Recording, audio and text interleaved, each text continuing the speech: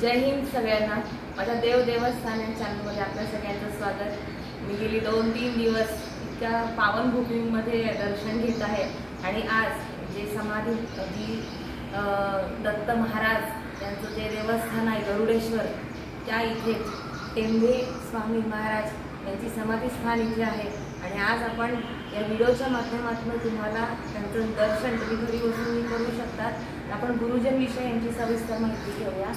श्री गुरुदेव दत्त, आपला परिचय द्या आणि आमच्या व्ह्यूअर्सला त्याविषयी बऱ्याच जणांना माहिती आहे, पण ज्यांना अजूनपर्यंत पोहोचलेले नाही आहेत महाराज त्यांच्यापर्यंत पोहोचतील।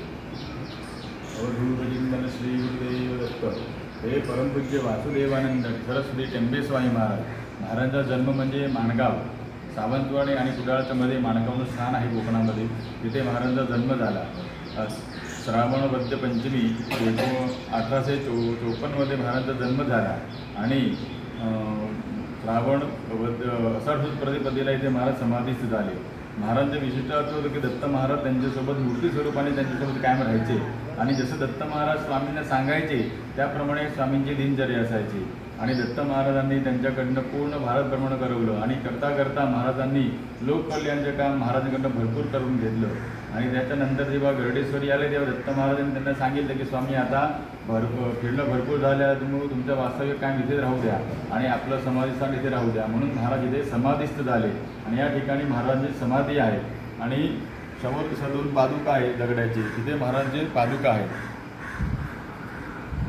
हे महाराजांचे समाधी स्थान आहे। या ठिकाणी महाराज बसून समाधीस्थ झाले। महाराज योग मार्गाने ते समाधीस्थ झाले आहेत आणि त्या ठिकाणी महाराजांचे समाधीस्थळ बनवलं गेलेलं आहे। त्याच्यावरती पूजेसाठी पिंडी ठेवलेली आहे। पिंडीमध्ये 3 प्रतीक आहे। त्याच्यामध्ये पहिलं दत्त त्याच्या प्रतीक म्हणून पहिले कमळ आहे, कमळामध्ये 2 पादुका आहे आणि 2 पादुकामध्ये स्फटिकाचं लिंग आहे। कमळ म्हणजे ब्रह्माचे प्रतीक आहे, पादुका म्हणजे विष्णूचे प्रतीक आहे आणि लिंग म्हणजे महेश, असं दत्ताचे वरती प्रतीक ठेवलेले आहे महाराजांची पूजा। स्वामी महाराजांना दत्त संप्रदायामध्ये महाराजांना दत्त स्वरूप मानलं जातं। खूप छान। समोर महाराजांची पादुका आहे ज्याच्यावरती महाराज जेव्हा इथे असतानाही भक्तांनी महाराजांकडे पादुका मागितली, पण महाराज कायम अनवाणीत फिरायचे। तेव्हा महाराजांनी विचारलं की मी या पायामध्ये काय घातलं नाही, तुला काय देणार? पण त्याच्यावरती विशेष प्रेम असल्यामुळे ते महाराजांनी सांगितलं तू नदी किनारी जा, तुला 2 दगड मिळेल, ते माझ्याकडे घेऊन ये आणि तो महाराजांकडे घेऊन आला आणि महाराज त्याच्यावर सुद्धा उभे राहिले आणि त्याच्यामध्ये शक्तिपान हे सोडली आणि शेवटची पादुका परत तो घरी घेऊन गेला। पण जेव्हा लक्षात आलं की मी घरी एकटा पूजा करेल तर स्वामी भक्त माझं कल्याण करतील, त्याच्यापेक्षा परत पादुका महाराजांसमोर ठेवतो। महाराजांचे अनन्य भक्त आहे, त्यांनी महाराजांची कधी पूजा केली नाही, ते इथे येऊन महाराजांची कोण पूजा करेल तर महाराज सगळ्यांचे पूजे कल्याण करतील।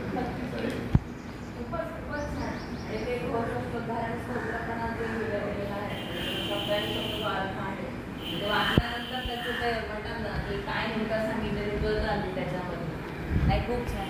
तुमचं मनापासून आभार। इतकं छान तुम्ही खूपच करत होते आणि खूप ज्याचं ऐकताना सुद्धा वाटत होतं की खरंच हा आता आहे तिथे। खूप खूप धन्यवाद।